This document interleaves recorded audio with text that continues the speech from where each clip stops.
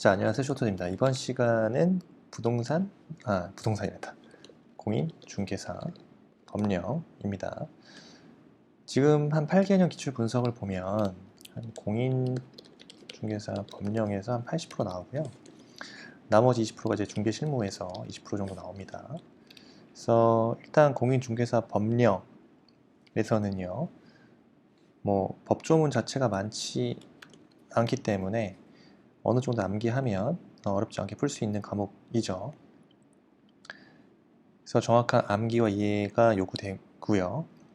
가장 평균적으로 공인중개사 법령에 33문제 정도 나오죠. 33문제. 많게는 34문제까지. 그래서 제일 많은 그 비율을 차지하는 게 공인중개사 법령에서는 중개 업무죠. 중개 업무. 중개 업무가 작년에 한 6문제 정도 나오고요. 그렇습니다. 한 6, 7문제 꾸준하게 나옵니다. 그리고 작년에 좀 제일 많이 나왔던 그 테마가 이제 부동산 거래 신고죠. 부동산 거래 신고에 관한 법률. 여기 한 7문제 정도 나왔어요.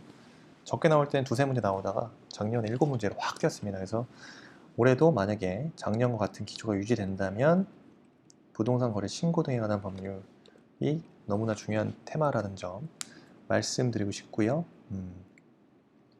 그 외에 공인중개사 협회, 그다음 교육 보칙, 요 테마가 5문제, 그죠? 정도 나왔습니다. 그다음 중개 실무, 중개 실무는 한 7문제 정도 나옵니다. 전체 한 7문제 정도. 그래서 출제 비중이 낮지만 고득점을 위해서 꾸준히 학습이 필요한 부분이죠. 그래서 특히 민법, 공법, 등기법 등 다른 과목을 학습하면서 핵심을 중개 실무 연계되는 부분이죠. 이런 것들은 구체적으로 정리를 해 가야 된다는 거죠. 가장 많이 나오는 거는 작년에 4문제가 출제된 그 개별적 중개 실무요. 이 부분이 한 4문제 정도 나오고 그랬습니다. 그래서 공인중개사 법령 기출문제, 최신 기출문제 4개년치 위주로 살펴보도록 하겠습니다. 네,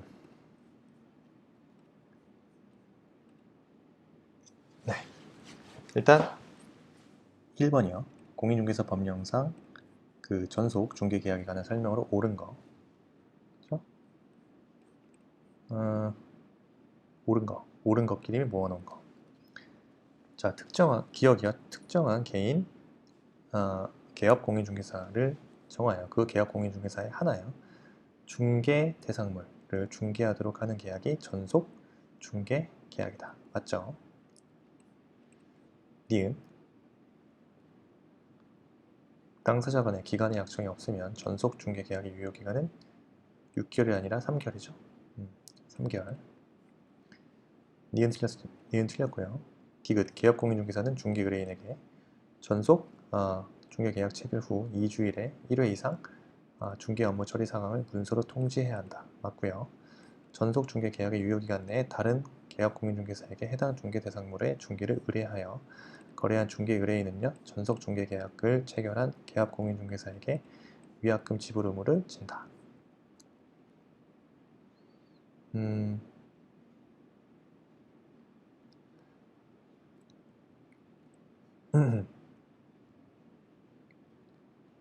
맞죠? 정답은 4번입니다. 정답 4번. 자, 공인중개사 법령상 개업 공인중개사의 고용인에 대한 설명 틀린 거요. 자, 중개보조원의 업무상 행위는 그를 고용한 개업 공인중개사의 행위로 본다. 맞고요. 개업 공인중개사는 중개보조원과의 고용관계가 종료된 때에는 고용관계가 종료된 날로부터 14일 이내에 등록관청에 신고한다. 14일이 아니라 뭐죠? 10일이죠. 고용관계가 종료된 날로부터 10일 이내에 등록관청에 신고해야 합니다.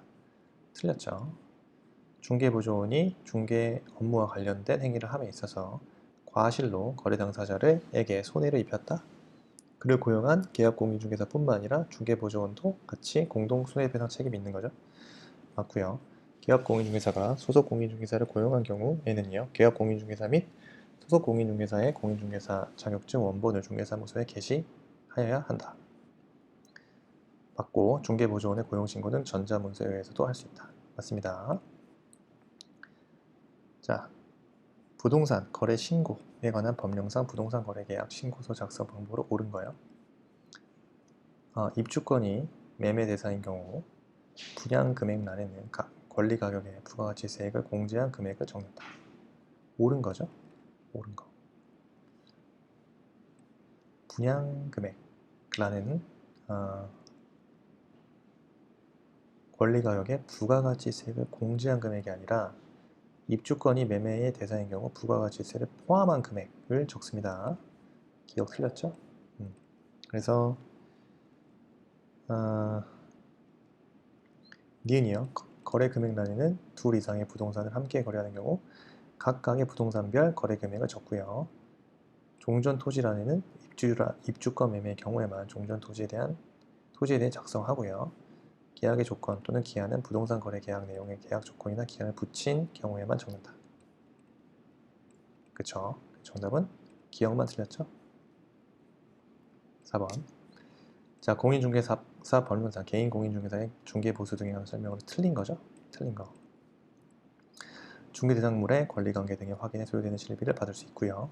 다른 약정이 없는 경우, 자, 중개보수 지급 시기는 중개대상물의 거래대금 지급이 완료된 날. 주택 외 중개대상물에 대한 중개보수는 국토교통부령으로 정하고 중개의뢰인이 쌍방에 각각 받는다. 맞고요. 계약 공인중개사의 고의 또는 과실로 중개의뢰인 간의 거래행위가 해제된 경우 중개보수를 받을 수 없죠. 중개대상물인 주택 소유지와 중개사무소 소재지가 다른 경우 주택 소재지를 관할하는 시도조례에서 정한 기준에 따라 중개보수를 받아야 한다. 틀렸죠? 중개대상물인 주택 소재지와 중개사무소의 소재지가 다르다? 그러면 주택 소재지를 관할하는 시도조례에서 정한 기준이 아니라 중개사무소 소재지를 관할하는 시도조례에서 정한 기준에 따라서 중개보수를 받습니다. 주택 소재지 관할이 아니라 그 중개사무소 소재지를 관할하는 시도조례에서 정한 기준에 따라서 중개보수를 받습니다. 틀린 거 5번이요. 자, 문제 5번 공인중개사 법령상 이중등록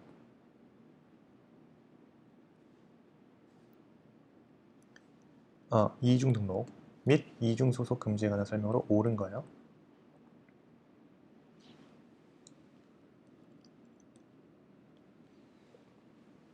기업 A군에서 중개사무소 개설 등록을 하여 중개업을 하고 있는 자가 다시 A군에서 개설 등록을 한 경우 이중등록에 해당한다. 맞죠?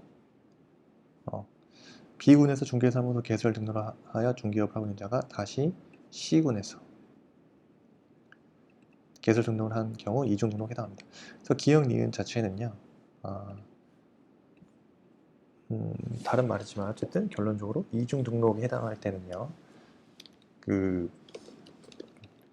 기읍처럼 동일한 등록관청 관할 지역 내에서는 물론이고 등록관청을 달리하는 경우에도 이중등록에 해당합니다. 그래서 기업과 니은은 옳은 질문이에요.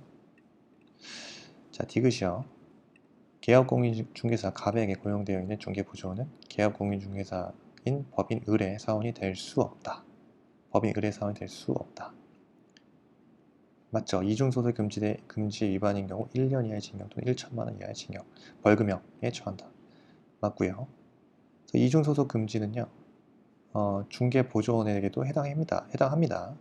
그래서 디귿 중개보조원이 그죠? 이중소속 금지에 반하는 거죠. 그래서 중개보조원이 둘 이상의 중개사무소에 소속이 되면 1년 이하의 징역, 1천만 원 이하의 벌금형입니다. 셉니다. 조심해야겠네. 조심해야 됩니다. 문제는 5번. 자, 부동산 거래 신고 등에 관한 법령상 부동산 거래 신고의 대상이 되는 계약이 아닌 거. 아닌 거요. 주택법에 따라 공급된 주택의 매매 계약. 맞죠? 택지 개발 촉진법에 따라 공급된 토지의 임대차 계약. 이건 아닙니다. 그래서 택지 개발 촉진법에 따라 공급된 토지 임대차 계약은 부동산 거래 신고 대상 되지 않습니다. 기타 도시개발법에 따른 부동산에 대한 공급 계약, 체육시설의 설치 이용에 관한 법률에 따라 등록된 시설이 있는 건물의 매매 계약, 도시 및 주거 환경 정비법에 따른 관리 처분 계약의 인가로 취득한 입주자로 선정된 지위의 매매 계약. 다 맞죠? 공인중개사 법령상 중개사무소 명칭에 관한 설명으로 옳은 거예요. 개업 공인중개사가 아닌 자로서 부동산 중개라는 명칭을 사용한 자는 1년 이하 징역 또는 1천만 원 이하 벌금. 맞죠? 2번 개업 공인중개사가 아닌 자가 공인중개사 사무소 명칭을 사용한 간판을 설치한 경우 그 등록관청은 그 철거를 명할 수 있죠. 틀린 질문이고요. 법인 분사무소 5개 광고물을 설치하는 경우 법인 대표자의 성명을 표기해야 한다. 때는 법인 대표자의 성명. 이 부분이 틀린 거죠. 자, 법인 분사무소에 5개 광고물을 설치하는 경우 신고 필증에 기재된 분사무소의 책임자의 성명을 표기합니다. 법인 대표자 성명이 아니라 신고 필증에 기재된 분사무소 책임자의 성명을 표기합니다. 4번 개업 공인중개사는 5개 광고물을 설치해야 할 의무가 없죠. 5번 개업 공인중개사가 사무소 명칭에 공인중개사무소, 중개사사무소 또는 부동산 중개라는 문자를 사용하지 않는 경우 이는 개설 등록 취소 사유에 해당한다. 이렇게 되면요. 개업 공인중개사가 사무소 명칭 규정 위반한다. 개설 등록 취소 사유가 아니라 100만 원 이하의 과태료에 해당합니다. 과태료. 100만 원 이하의 과태료에 해당합니다. 그래서 정답은 1번이고요. 8번 공인중개사 법령상 등록관청이 공인중개사 협회에 통보해야 하는 경우로 틀린 것은 중개사무소 등록증을 교부한 때 통보해야 되죠.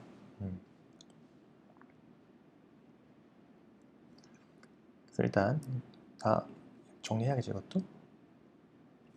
그래서 등록관청이 협회에 다음 달 10일입니다. 통보해야 하는 사항. 첫째, 등록증 교부사항. 둘째, 분사무소 설치 신고사항.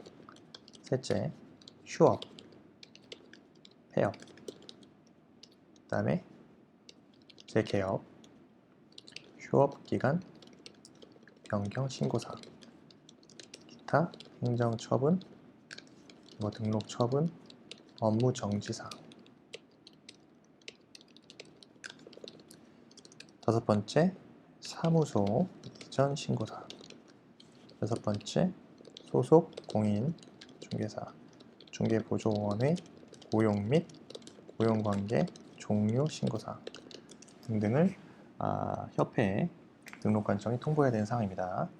따라서 8번 문제, 중개사무소 등록증을 교부한 때, 그죠? 행정처분사항이죠. 2번, 중개사무소 등록증을 재교부한 때, 재교부의 경우, 등록증 재교부의 경우는 협회 통보사항에 해당하지는 않습니다. 2번이죠. 3번, 휴업, 기간 변경 신고를 받은 때, 그쵸? 맞고요. 중개보조원의 고용 신고를 받은 때, 그쵸? 맞고요. 업무 정지 처분을 한 때, 업무 정지 처분에 관한 사항 맞고요. 그래서 등록증 재교부, 협회 통보사항 해당되지 않습니다. 그래서 정답 2번이고요. 공인중개사 법령상 개업 공인중개사 등의 교육에 관한 설명으로 틀린 거죠. 1번 실무교육은 그에 관한 업무에 위탁이 없는 경우 시도지사가 실시하고요. 연수교육을 실시하려는 경우 그 교육의 일시 장소를 관보에 공고한 후에 대상자에게 통지하여야 한다. 자, 시도지사는요. 연수교육을 실시하려고 하는 경우 실무교육 또는 연수교육을 받은 후에 2년이 되기 2개월 전까지 연수교육의 일시나 장소 내용 등을 대상자에게 통지합니다. 그래서 연수교육을 받은 후 2년이 되기 2개월 전까지입니다.